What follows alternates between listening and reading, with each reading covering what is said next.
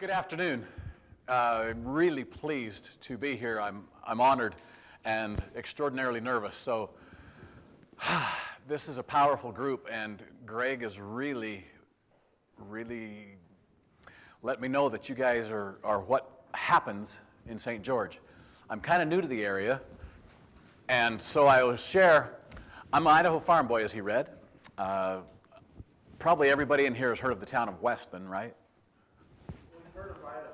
Okay, it's the Florida upside down and backwards. Yeah, you know Weston.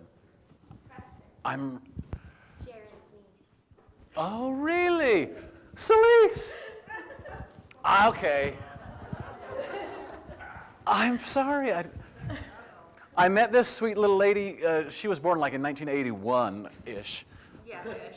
And yeah, her uncle is married to my sister. Wow, now I'm really nervous. Okay, I've got a light-colored shirt on, but I've got to take the jacket off, Celise. It's way too much for me. So, Celise has been to Weston, Idaho. Her grandpa's farm was adjacent to my parents' farm. And like everybody, we just kind of grew up. Wore the little red t-shirt. Oh, the buttons. Can you guys see better if I push this button, right? All righty. So you can see why my mom thought I was cute. Those were all past tense words, right? And so here, life goes on, and you live, and you haul the bales, and you tend the cows, and you do all the things that farm kids do. Growing up, I mean, my school class, my graduating class, had 20 girls and 20 boys. In third grade, they took us all and had us do that 5 days of 1 hour a day swimming lessons where we learned to, frog kick and float on our backs. That was life. And next thing I know, last August, I got talked into doing this Kokopelli triathlon thing out at Sand Hollow. And I'm like, swim, bike, and run. Well, I'd ridden a bike a little. Okay, that's no problem. So we showed up at Sand Hollow Reservoir 2-3 weeks beforehand, and we all buddy up. It's nice and safe, and the triathlon club and Ryan Duckworth and everybody are just so friendly and nice. And we take off. About 45 minutes later, and we're doing they're on the beach. I stumble out of the water, and I'm going over, and I'm still like clear up to the back. What the heck, you guys? And they looked up and went, what do you mean, what the heck? And I said, what happened to the buddy system? They said, what? You're fine? I said, I wasn't fine. I could have died. They said, no, we looked back 5 or 6 times. And you were there just dawdling. I said, dawdling? And they said, yeah, you were floating on your back doing the frog kick. I said, that's how I swim. 3rd grade. So, yeah, that was an experience. Nevertheless, I grew up, I've got 4 kids, and from those 4 kids, I've got 5, and here in 2 more weeks, a 6th grandchild. And as you can see, they're all girls except for this guy who's excited to be dressed in peach, sitting next to his sister. But the best part is, they think I'm cool. And kids, they just kind of sometimes pick things up naturally, or maybe they're told what to think. I don't know which. Anyway, life took me to college, life took me here, life took me there. From college, I ended up being a banker and had a great career, fabulous time. And next thing you know, I'm doing this, I'm doing that. I've got some agriculture endeavors, I've got some businesses. I'm chairing this national group, and I end up in Cuba. In a hotel in Minneapolis, I sat down and wrote the grains, the agriculture, the food stamps, and the school lunch portion of the legislative farm bill that year. So senators know me by first name. It's, I'm a big shot, right? And so I had this very full life, and one day I'm standing on the 3rd floor looking at my 220-degree vista. My home site, for those of you who are realtors, was only 160 acres. It had a half mile of creek flowing through it. Deer and elk and all those critters. I mean, my boys thought they were in heaven. Motorcycles, four-wheelers. We had a basketball court under the garage. I'm staring out there looking at all this, and I'm wondering, where's my joy? I've checked the box, I've crossed the T's, I've dotted the I's, where's my joy? Kind of like what I said to those guys at the edge of Sand Hollow Reservoir. What the heck? Anybody connecting with me? Been there, done that? What is it that triggers that epiphany?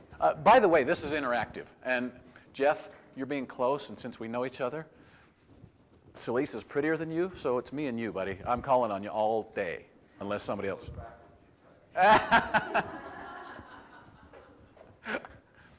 Help me out. What triggers your epiphany? I'm standing there looking out over all this wonderful 160-acre home site. I own 10 times that much land, and that's a lot even in Idaho. Yes? I think a lot of times what finally triggers it is that moment of slowdown where you get to look back at your life and you ask yourself those questions. Why am I here? What am I doing? Am I truly happy? Beautiful. Anybody add to that? Would you agree? Nod your heads.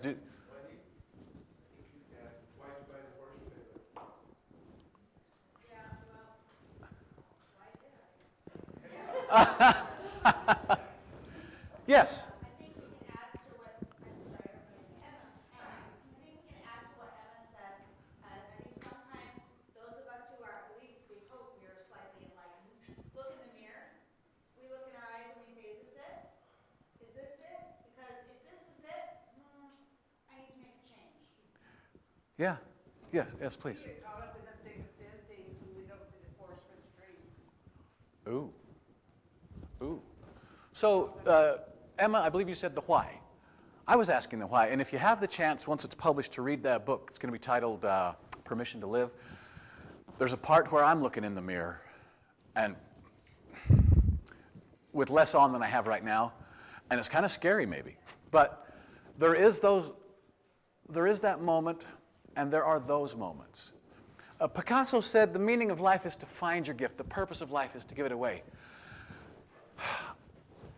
I was raised on a little farm in Idaho, and we crossed the T's and dotted the I's in church on Sunday, and it was wrong to work on Sunday except unless it involved cows or irrigation.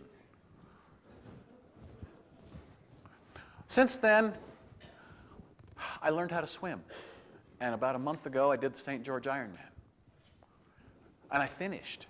Now, Kim finished ahead of me, and she reminds me every day. But on those epiphanies, as you said, there are those things. I grew up, and I was sure if I crossed all those T's and dotted those I's that I would have joy. My word, I'm 40 years old. I was a leader in not just the community, in the state, nationally. I had sat from here to Jeff of Fidel, and he would listen to me and respond to my English, but then remind me about every third sentence that he didn't speak English. And he'd pound the table and say, we must have affordable protein. You know, hey, I was a big shot in more people's opinion than just me. Right? So this cognitive dissonance, there's something that you believe that you know is not true. Examples, please, from you guys' life. Something you know up here to be true that is not true in here. Guess I'm the only one.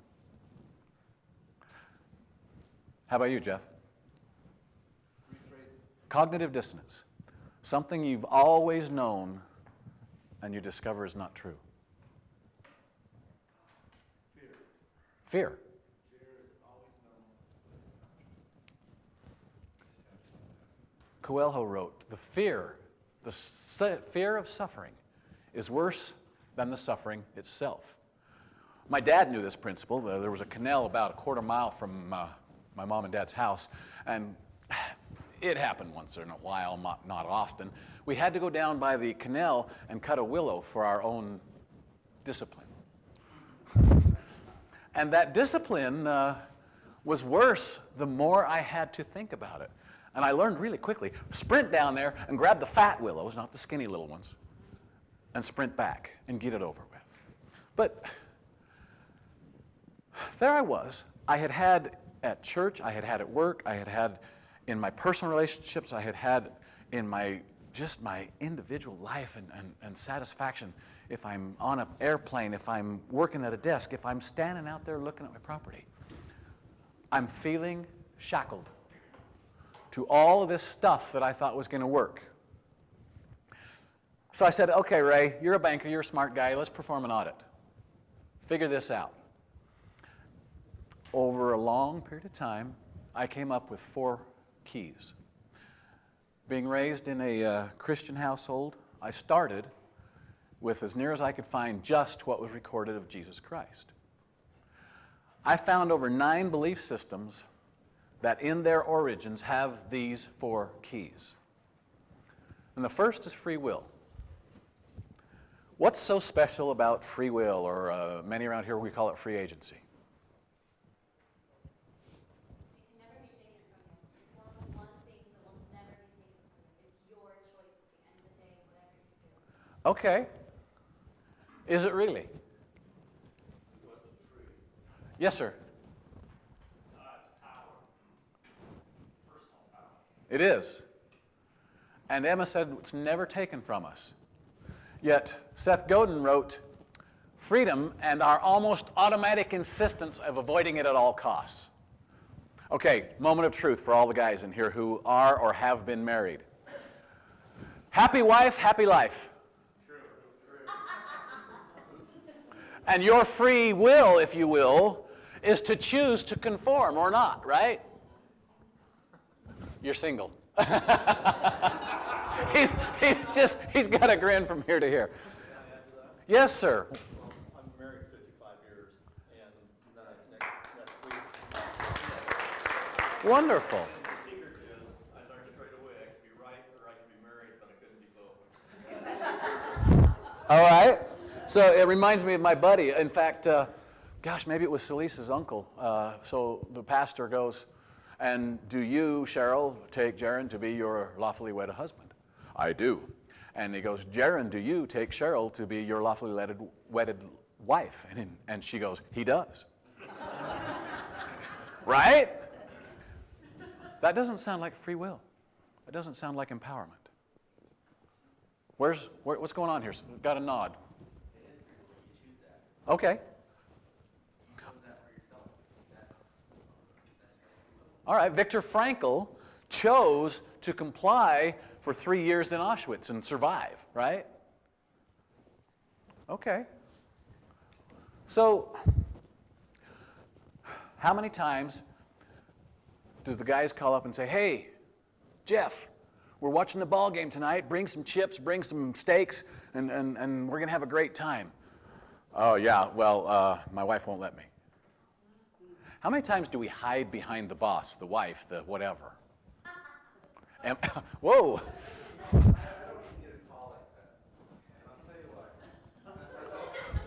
Because they already know, right? I've never said my wife won't let me. Why? Talk to us about that.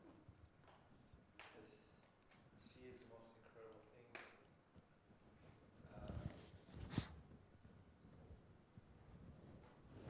We kind of share our dreams through each other, so she backs me.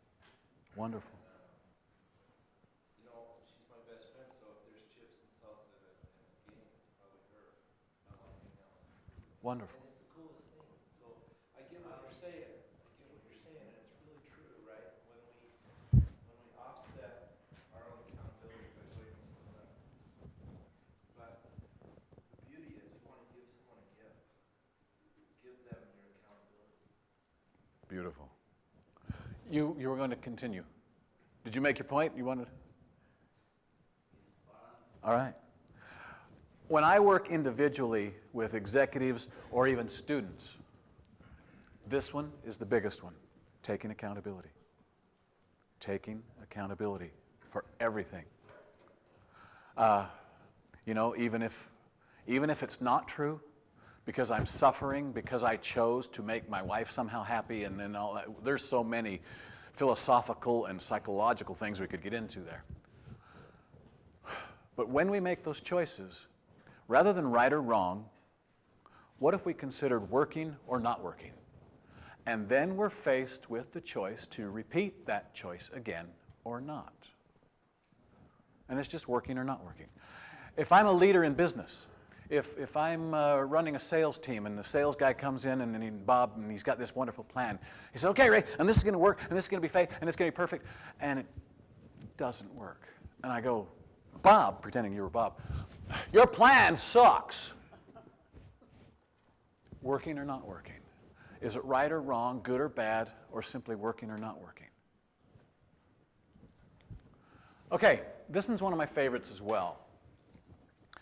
Every single of those 9 belief systems started out with each being has a personal connection with their higher power, their source entity, their God, their Heavenly Father. Call it what you choose to. The ancient Greeks, the ancient Egyptians, it doesn't matter. The matriarchal Hawaiians. I watched a movie last night called Aloha, talked about the ancestors. Do any of you use that natural knowing, that intuition, personal revelation? Nobody? Okay. All the time. How does that apply in business? Those of you who have started or head up a company, raise your hand. And now have employees. Keep them up if you do. Okay? With those employees, how many of you let them use their free will and their individual intuition in their positions? Why?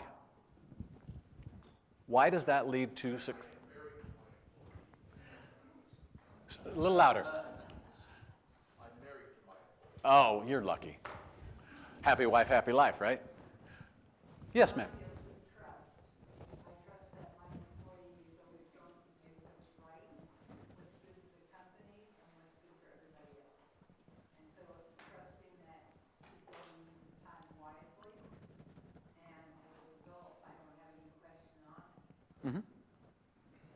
How many times do we look for an opportunity to place accountability for actions at the feet of our pastors, priests, rabbis, bishops? Because of the state of matrimonial bliss in our life, in our world, in our country, in our state, I can tell you, there are a lot of women who have nincompoop husbands who stay with their husbands because their church leader told them to. And the worst part is, they go home and tell him, the pastor, the bishop, told me to stay with you. They tell their friends, well, I was going to leave that dirty bugger, but the pastor told me to stick it out for the good of the marriage. What does that do? It displaces the accountability. Accountability. At the end of the day, you have to look back at yourself and say, yes, somebody else is giving me advice, but is it right for me? Again, act on your free will, take that choice. And so many times when I'm working one-on-ones or smaller groups, they go, but how do you know? Well, I call it natural knowing. The Hawaiians call it a na'au, or a gut instinct. Some call it a still small voice, whatever you call it. Science today can measure a vibration of the brain near the pineal gland, a vibration of the heart, and a vibration of the stomach, the gut, when we are acting and have our consciousness synchronized. And there is as some scriptures call it, a burning in the bosom feeling. And they can put advice. I've seen this done on my sister. Measures the stomach, the heart, and the brain near the pineal gland. Amazing. I'm really hoping some of you will have desire to share, so feel free. The third, this one was kind of weird for me, because, if I was checking every box and crossing every T, I was perfect, right? How could I get any better than what I had done? Yeah. And then this. happened.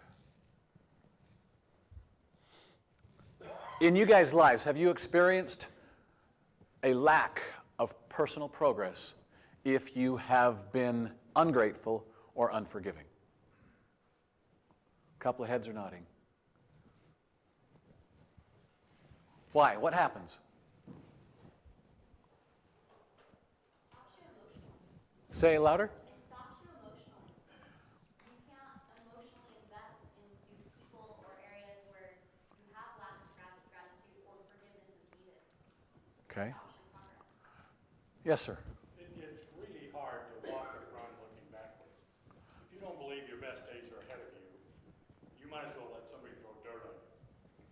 Because if you aren't striving towards being better tomorrow than you were today, you've kind of lost the battle, in my opinion. Who is the, oh, yes. I think the more grateful you are, the more you're given. Mhm. So if you're constantly grateful, Anybody know a constant complainer? No, yeah, yes. In an energy perspective, and if you believe in the law of attraction, if you're vibrating this non-forgiving kind of thing, more things it seem to come to you. I think when you have the state of gratitude, you instantly change your energy where things now, instead of bad coming to you, good things come to you. Mhm. You're vibrating positively. Yes. So, my son, my oldest son, you saw a picture of there earlier, has really gotten into long-distance marksmanship, sharpshooting. And he has studied these Army and international guys who have, whether been snipers for the Army or other instances, and he has modeled that, and he sets up his own targets and does this kind of thing. He learned the other day, he wondered what was going wrong, why he had been shooting so poorly during this about 3-month period of time. And finally he met a guy named Mel. And Mel said, what's going on? Are you married? You got a girlfriend? What's it? Oh, geez, yeah. Well, they'd been fighting for about 3 months straight. And this had messed up his squeeze of his trigger. You called it a vibration, an energy. It messed up his breathing, it messed up his heart rate, because many of these sharpshooters find a way of controlling their heart rate and their breathing and then squeeze the trigger in between breaths and beats of the heart. My son called yesterday. It was ironic. I said, wow, I'm going to tell this story. He said, that's okay. He and Summer have made things right, forgiven each other, and expressed gratitude for their time together. And he pulled off 4 shots at 200 and something yards day before yesterday that he was just excited about. Do you suppose that happens in Chamber of Commerce members' lives? Does it take away your marksmanship? When you don't have the forgiveness or gratitude in your life, your focus and your perception is so limited.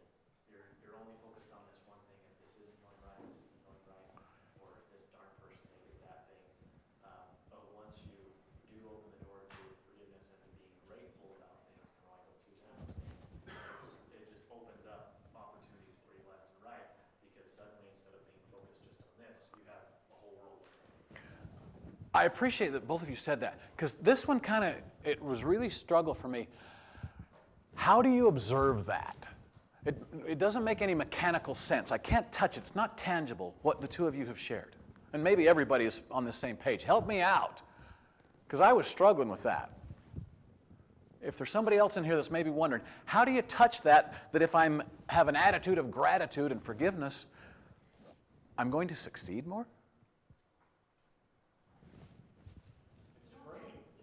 It frees your soul.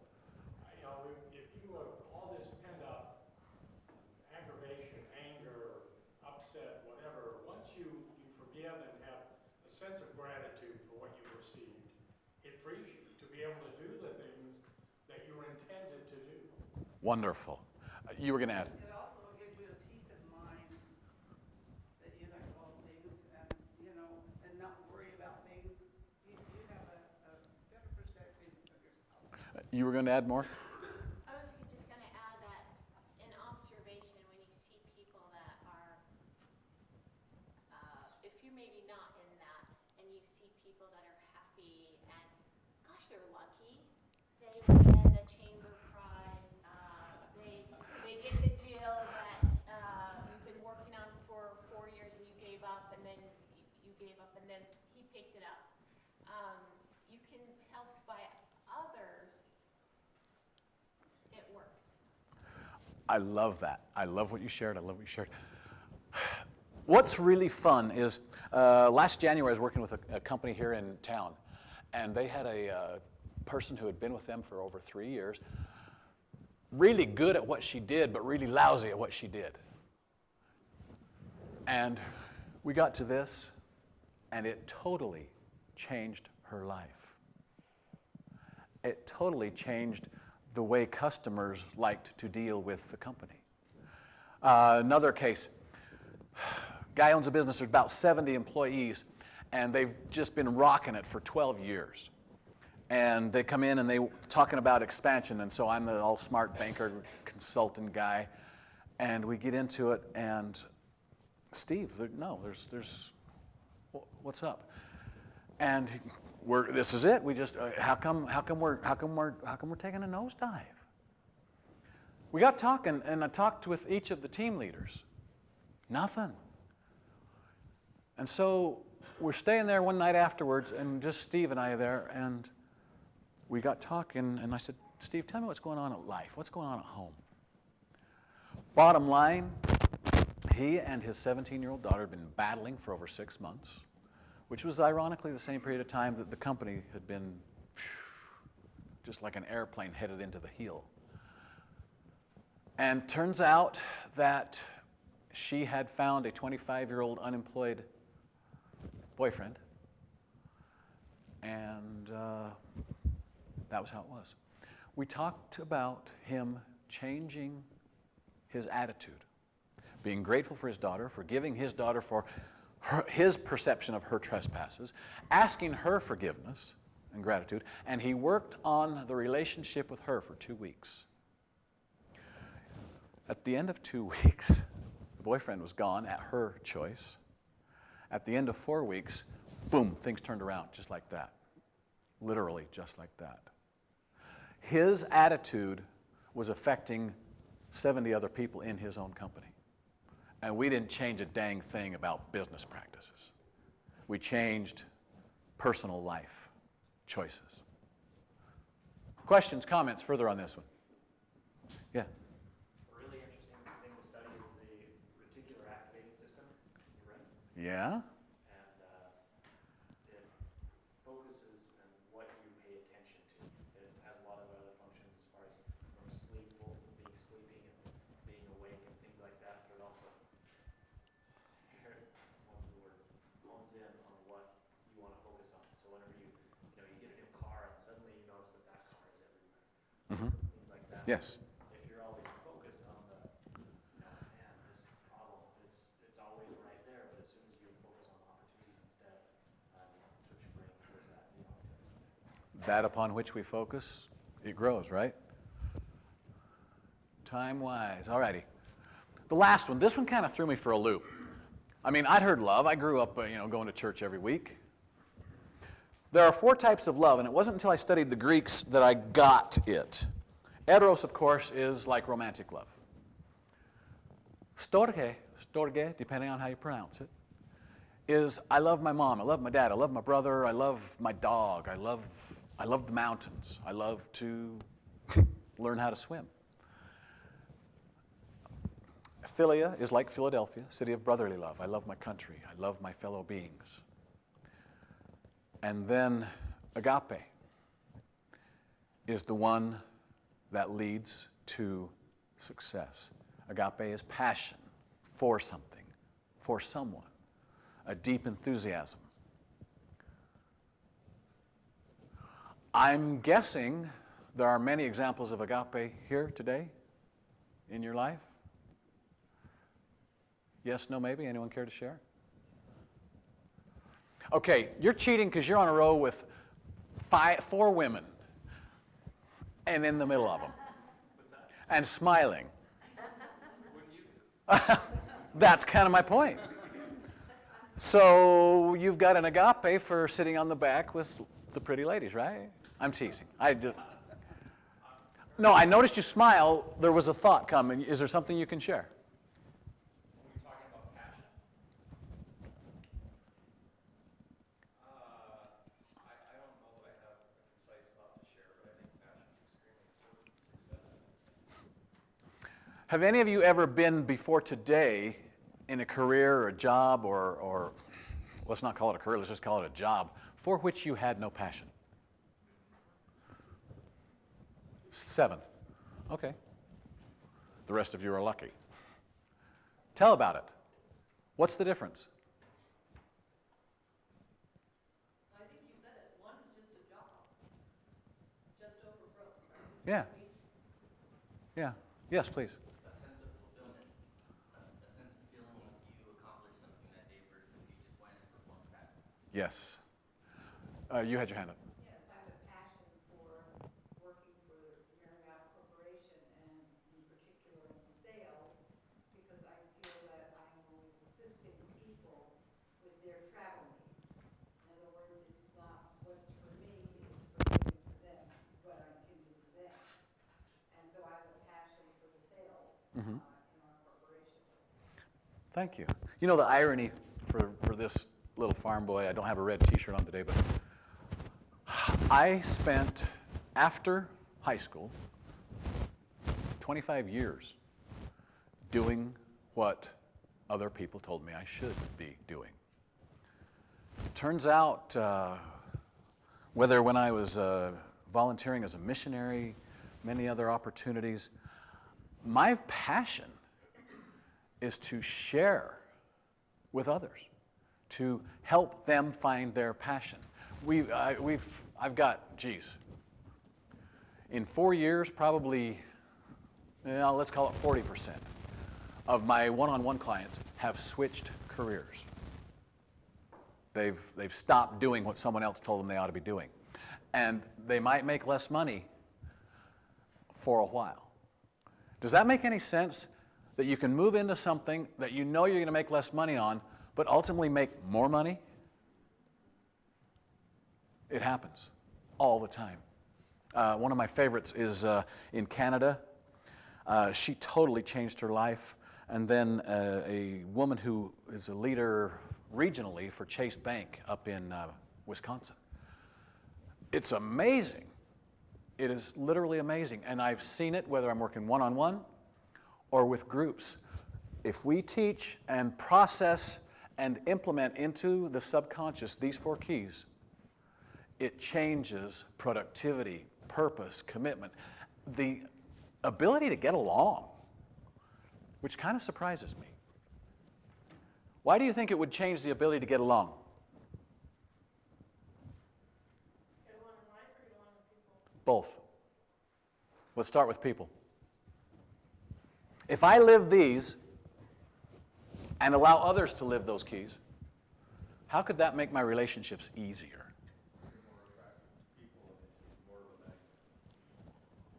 Okay. Perception, the way you perceive everything, it's more positive rather than day by day. You see the bigger picture versus just what's going to happen at the end of the day or what's going to happen at the end of the week, or it all comes together. It all paints a pretty picture where you can actually feel like you have a place and you belong and you're doing successful things because you are confident and you're a successful person. Thank you. Yes. I think you stop comparing yourself to others, allow them to be who they are, and allow yourself to be who you are, and there's no comparison. Isn't that ironic? Out of 7 billion people, each of us wants to be who we are. My dad was sure I was a farmer, and I was a great farmer. I hated it. My mom was sure I was a banker. I was a great banker. Youngest branch manager ever, Pacific Northwest. And we went from 46th out of 46 banks to number 1. in a year and a half. I hated it. All these things. I thought I loved it. So, as we implement then those 4 keys, they turn into a master key. Anybody know this Latin phrase? De gustibus non est disputandum.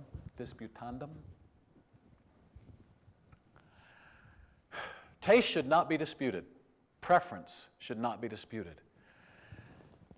Tell me an example of where you disagree with someone where it's not them simply expressing their preference. There's not one. Even in Happy Wife, Happy Life.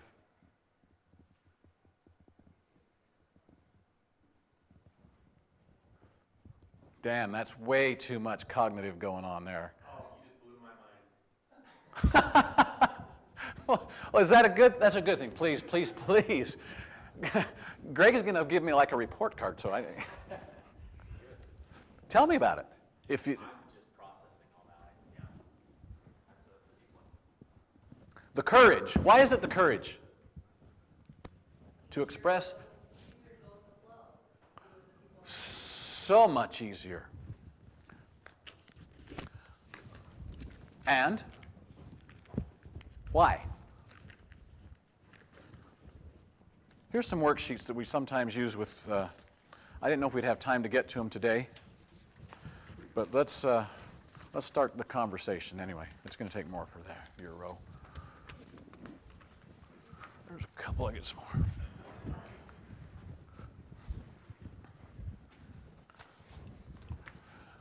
Why does it say consciously processed?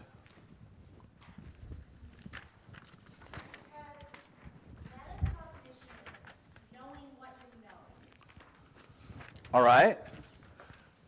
If I express a preference, go ahead. So I was just going to say, so if I believe that I am a cognitive being, And you are. and I believe fully that I can consciously, conscientiously process what is going through my brain,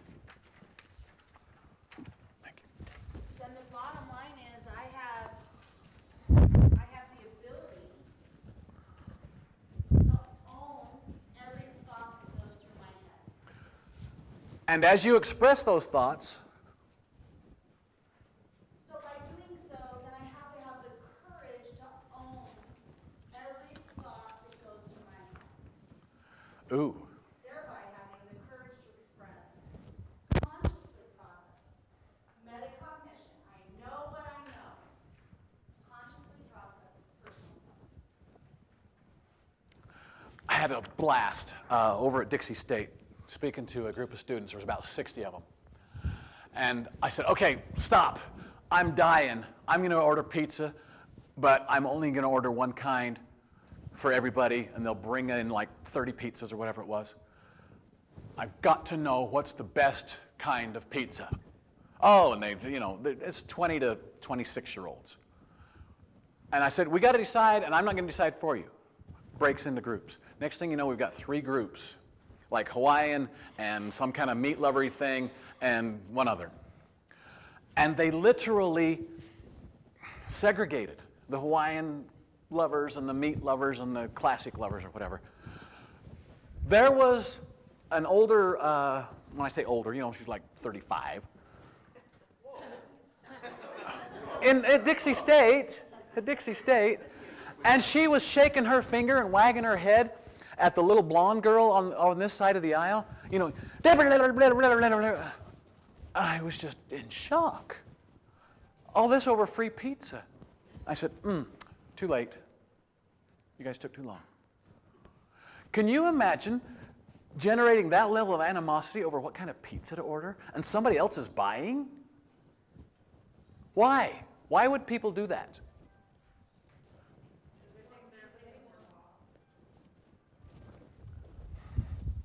One of the things that I hope happens in my life is that I can help reduce people killing other people and saying that God told them to do it. one of my individual intuitions, one of my free wills, one of my beliefs in perpetual personal progress for all of us and love is that we have no need to kill each other over a difference in preferences. Whether it's pizza or how to worship or anything else. More comments on this, thoughts, feelings. I put Dan on the hot seat for a second, but what do you think? I think it's interesting because our behavior on a day-to-day basis, so much of it is subconscious. Oh yeah. That, I mean, we don't think about driving, we don't think about turning the key, we don't think about turning the wheel. We go through life subconsciously. It really takes effort to say, okay, well, I'm going to cognitively think of this and do my personal preference. So often it really is pushed down. They don't want to hear your personal preference. We're having pepperoni pizza. I don't care if you like Hawaiian. Hey, my dad said several times to the liver that was on my plate, you're going to eat that because your mother wouldn't have put it on your plate if it wasn't good. Yeah. He meant good for me. So, wow. Have any of you ever in a business setting heard someone talk about, well, I think we should do X, Y, Z, but the boss says A, B, C, and therefore I know this isn't going to work, but I've got to do it anyway. Sure. What kind of chance does ABC have? What kind of chance does XYZ have? Now, granted, there's sometimes more than one way to skin a cat, right? Even if my boss is Adolf Hitler or the dictator of dictators, I still have my free will, I still have my individual intuition, and I can think about my job and my role and express my preference of how to perform it. True or false? True.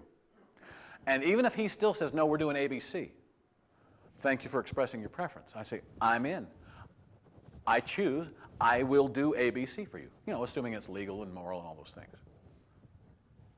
What more is there? That way I don't get wrapped up in my boss says I have to. Or anybody else says I have to. Okay, ladies, it's your turn. Back to the start of the discussion today.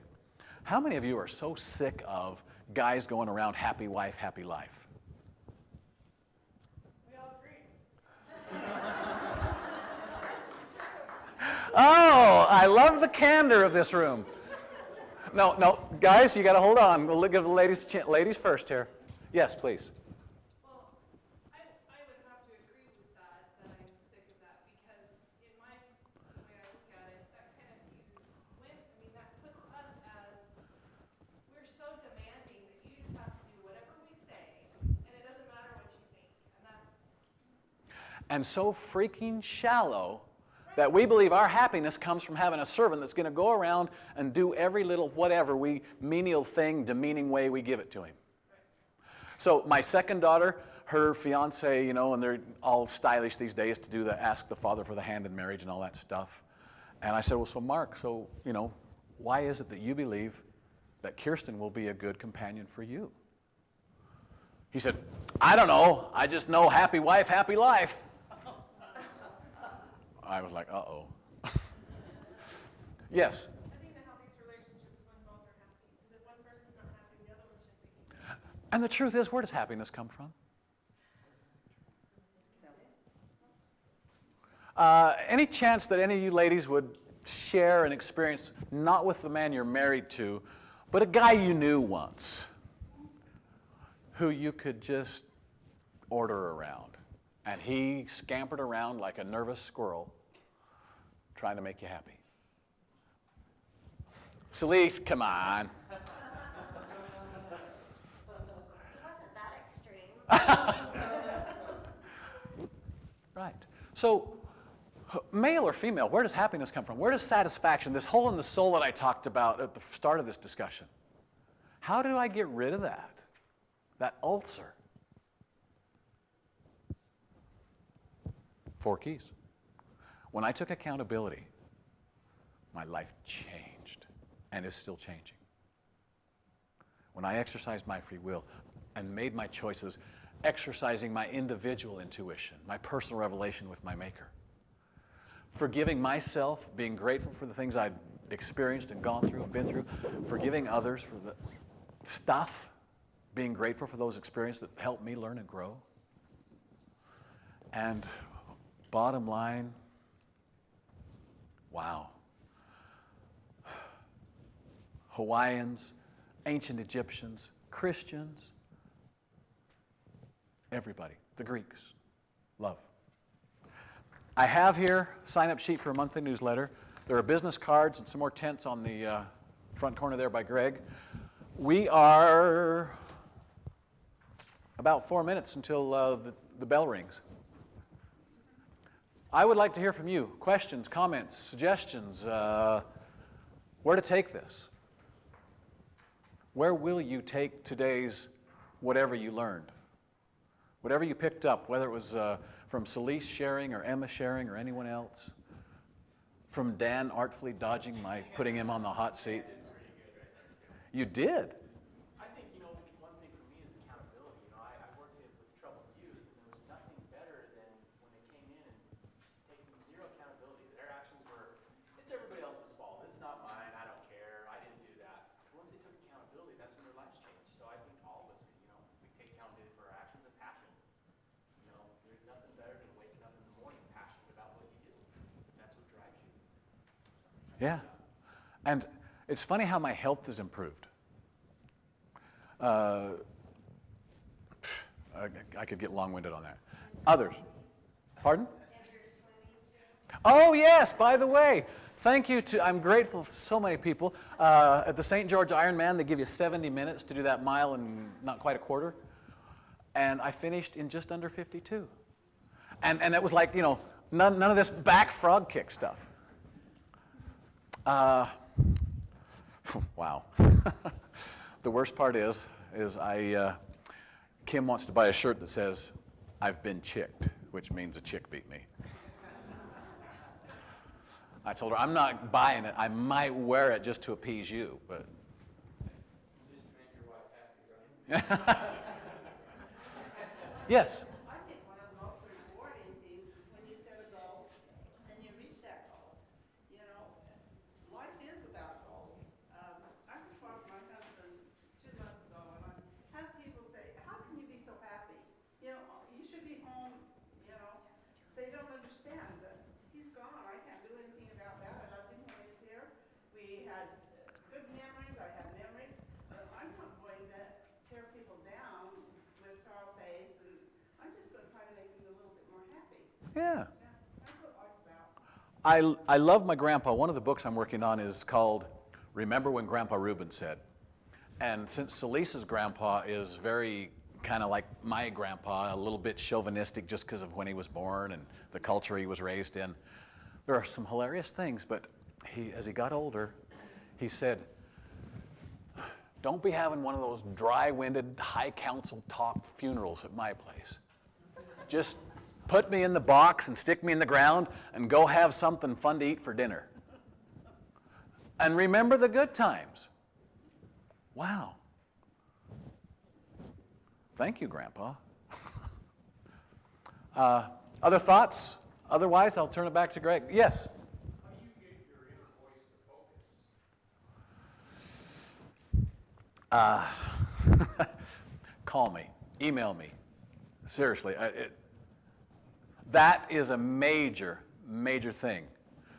Many of us hear the voice in our head of voices that we heard when we were young.